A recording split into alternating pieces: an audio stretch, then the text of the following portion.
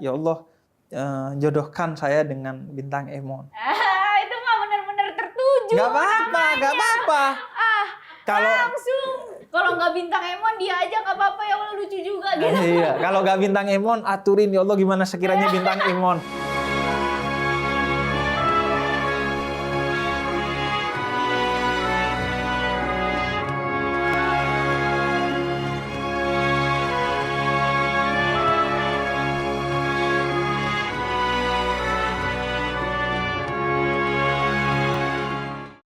Udah nikah aja gitu. Rezeki mah nanti bakalan kebuka lebar kalau abis nikah gitu. Iya. Berarti itu gimana? Ya makanya, jadi pertama kuncinya harus mampu. Kalau nggak mampu nggak bisa. Tapi memang dalam Al-Quran ada rezeki-rezeki khusus yang Allah berikan kepada orang yang menikah. Jadi kalau sudah menikah ditambahin memang rezekinya. Itu janji Allah.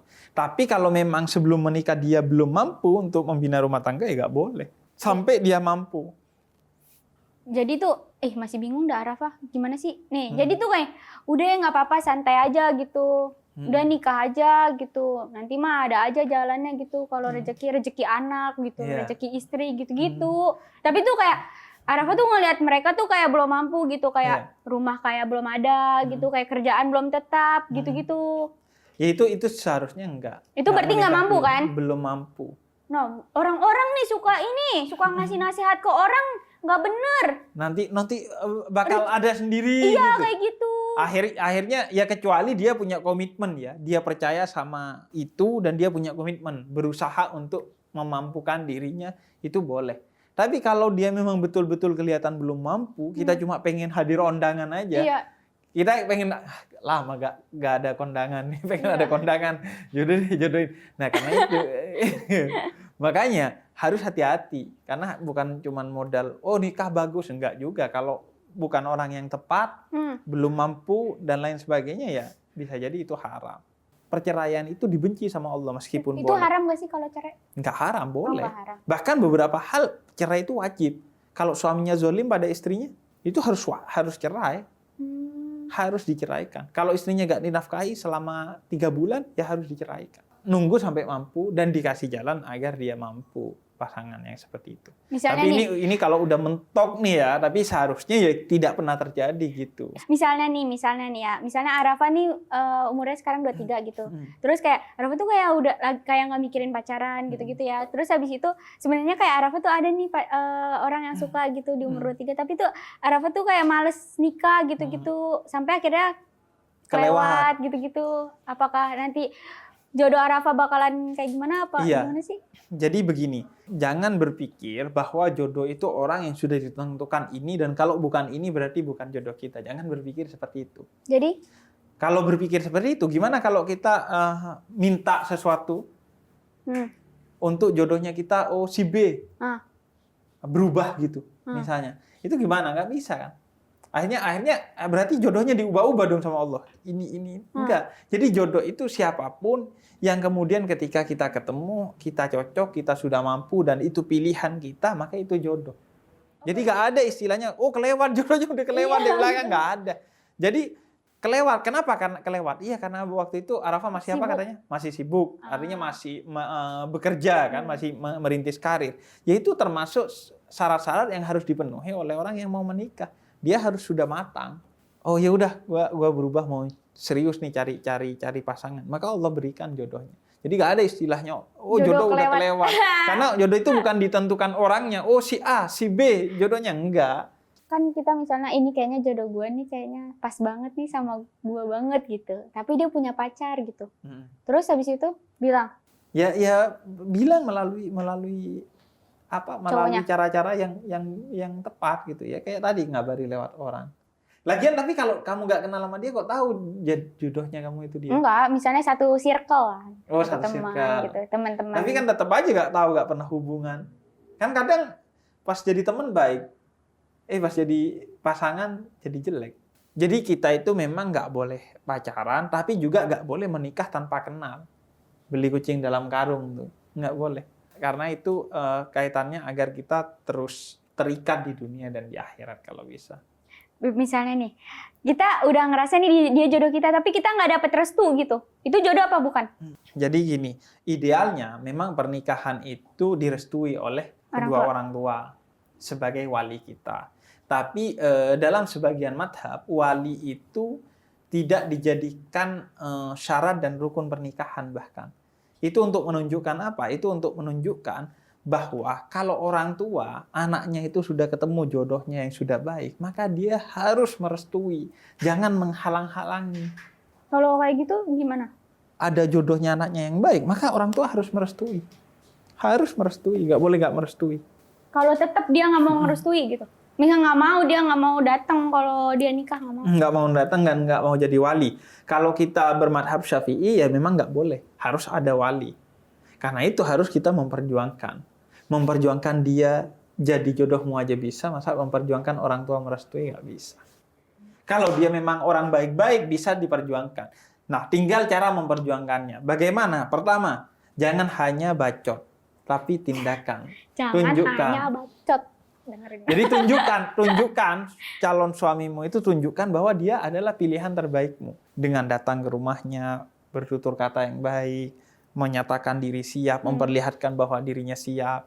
Kemudian yang kedua, kalau kamu omongan kamu kepada orang tuamu harus menjelaskan dengan cara-cara yang baik agar orang tuamu meyakinkan. Dan kalau bisa tidak bisa dengan penjelasan, itu dengan sikap yang baik. Karena kadang orang tua itu menilai dengan emosi. Kalau kita udah sambil mijitin dia, berbicara dari hati ke hati, biasanya akan nerima orang tua itu. Kalau nggak bisa juga, ngomong lewat orang yang dihormati oleh orang tua kita. Misalnya ada ustadz, ada habib, ada ulama, ada tokoh masyarakat, Pak RT yang orang tua kita hormat kepada dia, ngomong lewat orang yang dihormati. Karena kadang sesuatu itu akan diterima karena yang ngomong adalah orang yang dihormati. Kalau kita yang ngomong dia sangka, lu dari mana sih? Kan sih lu anak kecil, nggak tahu apa-apa. Nih orang tua lu nih udah pernah makan asam garam. Makan asam garam. Lagian makan asam garam. Dulu tuh gue makan asam sama garam. Enggak, sama gula. Biasanya asam kan sama gula. Kalau sama garam? Asam garam. Iya, nggak enak dong. Nah, terakhir nih, aku mau kasih satu hal. Gini, jodoh itu kaitannya dengan dua hal. Yang pertama adalah usaha. Tapi yang kedua yang juga harus dipegang, jodoh itu juga di tangan Tuhan dan karenanya perlu doa. Karena itu kita juga harus mendoakan diri kita agar mendapatkan jodoh terbaik. Nah, gimana doanya, Bib? Pertama, di Al-Quran tuh banyak sekali doa. Doa-doa yang diajarkan. Misalnya, Allah ajarkan tuh, Rabbi la tadarni fardan wa anta khairul warisin. Ya Allah, jangan tinggalkan aku sendiri. Oh, nggak bisa, Bib, saya bacanya bahasa Arab. Gini aja, doa terbaik itu doa yang disampaikan dari hati yang tulus. Pakai bahasa apapun. Ya udah, doa agar dikasih jodoh yang terbaik, maka Allah akan ngasih kita, akan giring kita kepada jodoh yang terbaik. Kalau doa harus spesifik gak sih? Nggak apa-apa, doa tuh sespesifik dan setinggi apapun, karena kamu punya Tuhan yang maha besar. Jadi, hajar. Saya, ya Allah, jodohkan saya dengan bintang Emon. Itu mah benar-benar tertuju. Nggak apa-apa. Kalau langsung. Kalau nggak bintang Emon, dia aja nggak apa-apa, ya Allah lucu juga gitu. Iya, kalau nggak bintang Emon, aturin ya Allah gimana sekiranya bintang Emon. Kan kamu maha kuasa. Bintang Emon, gitu kali ya. Jadi nggak apa-apa. Jadi doa itu spesifik nggak apa-apa, karena Allah yang nantang kita. Ut'uni kata Allah, doa, saya akan kabulkan. Yang terpenting kalau sudah jelas doanya minta bintang Emon, nggak dikasih bintang Emon, maka baru kita tawakal dan bersyukur. Karena ketentuan Allah itu yang terbaik bagi kita. Tapi pas doa nggak apa-apa. Hajar sebut merek. Tapi kalau udah dikasih yang lain, ya udah kita syukuri dan kita tawakal. Oh, berarti yang terbaik adalah ini. Mungkin gini juga kali ya, minta Arafah berdoa nih, minta bintang Emon. Nah, bintang Emon berdoa minta orang lain gitu. Jadi doanya bintang Emon yang paling kuat. Nah, akhirnya biarin nanti nah, makanya pertama biarin udah tawakal kita. Setelah doa tawakal aja. Karena Allah yang nentuin. Jadi gua berdoa minta lulunya minta Sekarang yang nentuin yang terbaik itu Allah, bukan lo, bukan bintang Emon. Yang nentuin kan Allah. Oke, Arafah, makasih ya. Sama-sama. Saya ngos-ngosan loh sama Arafah. Aduh. Seru banget Bib, tentang jodoh nih emang bikin pusing kepala. Bikin pusing kepala. 23 kan umur. 23. Semuanya udah pada gendong anak 1 tahun 2 tahun. Nah itu juga nggak boleh. Jangan berpikir, karena semua udah gendong anak, gue mau menikah. Enggak. Kemampuan itu nggak ada ukurannya. Nggak ada ukurannya. Umur sekian nggak ada. Kita yang lebih tahu tentang diri kita. Menurut kita udah tahu nggak? Menurut kita ini waktunya kita nikah nggak? Terus kalau Arafah bahkan kalaupun seumur hidup gak nikah juga gak apa-apa kok. Banyak ulama yang gak nikah kalau memang kita merasa tidak mampu. Terus kalau nggak nikah ngapain aja ya? Ya nyari ilmu. Oh iya, nyari Tadi ilmu guys. Jangan main ludo, hago. Kalau nggak nikah tuh nyari ilmu. Kan? Itu pun kalau nyari ilmu bukan berarti kalau nyari ilmu gak nikah. Enggak. Kalau sekiranya mau ngabdi kepada ilmu yang menyebabkan pernikahan ganggu, itu baru tuh. Jangan. Tapi kalau bisa jalan berduaan, ilmu dan jodoh, nikah, kenapa enggak? Kak Bib, kalau Arafah ditanya misalnya, Arafah kapan nikah? Jawabnya apa? Belum mampu gitu. Iya, baru mau, belum mampu. Baru mau, belum mampu gitu.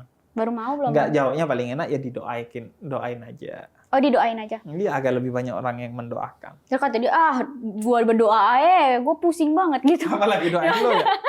Nah, karena itu juga sebaiknya memang doa kita itu diimbangi dengan hal-hal yang bisa mendukung doa kita. Di samping usaha ya, misalnya sedekah, membahagiakan hati orang lain itu bisa bikin orang akhirnya mendoakan kita kan. Iya, Terus misalnya berziarah atau bersilaturahmi ke keluarga kita, itu juga mempermudah jodoh kita, mempermudah kita dalam berdoa. Atau ziarah ke kubur itu bisa dengan meminta melalui orang-orang yang Allah jelas-jelas cintai. Atau ada resep yang gitu banget dalam berdoa. Doa yang paling mudah diterima itu adalah doanya orang-orang yang terzalimi. Arafah banget. Jadi kalau pengen doanya diterima, cari orang yang bisa menzalimi kamu siapa. Gimana cara nyarinya? Cari orang yang jahat yang zalimi kamu. Gue minta doa dong sama lu gitu. Nah, artinya apa? Artinya ketika kamu melihat komentar-komentar jelek di medsos tentang dirimu, maka jangan kamu benci kepada orang itu. Doain aja orang itu baik. Karena orang itu menzalimi kamu, ketika kamu menerima itu dan kamu bersabar, artinya doa kamu akan semakin gitu. Jadi kita gak pusing ngelihat komen-komen negatif. Banyak kan komen-komen negatif? Banyak. Ya udah. Yuk, semua komen negatif yuk. Oke, Arafah. Makasih ya. Makasih ya, Bib. Seru banget ngobrolnya. Doain ya, Bib. Iya, amin. Doain ya. Doain semoga jodoh sama Bintang Emon. Amin. Undang ya. Iya, amin. Kalau ya, berjodoh ya. Oh ya, nanti kebetulan ini kita mau resepsi. Udah mau resepsi aja. Belum apa-apa. Mau pakai bajunya ini udah baju aja. Bajunya Naruto. Oh, iya. Biar bagus. Emang ada Bintang 1000 Emon suka bayangan. Naruto? Nggak tahu sih, itu kan Arafah gitu. Nggak tahu dari pihak bintangnya, terserah ya kali ya. Iya, terserah aja. Kamu udah banyak maunya nih, udah mau Bintang Emonnya, mau Naruto, mau Udahlah nggak usah. kemauannya disedikitin. Oh udah terserah bintangnya dah. Mau apa nih? Ayo udah. Mau pakai baju kayak gini dah. Enggak, ayo. lebih sedikit lagi. Oh lebih sedikit lagi. Terserah Allah deh. Mau dijodohin sama siapa?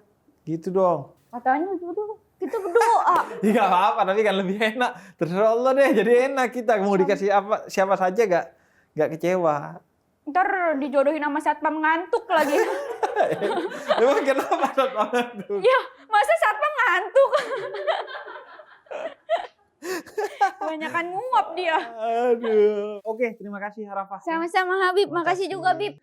Ya, subscribe di channelnya Cahaya untuk Indonesia untuk nonton video-video yang udah kita bikin dan akan kita bikin. Banyak video dari curhatan-curhatan public figure dan dijawab oleh saya sama ustadz-ustadz yang lain. Banyak Habib, ada video sama Habib Jindan dan lain sebagainya.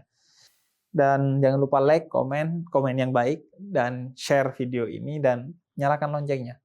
Wassalamualaikum warahmatullahi wabarakatuh. Waalaikumsalam warahmatullahi wabarakatuh. Makasih Bib.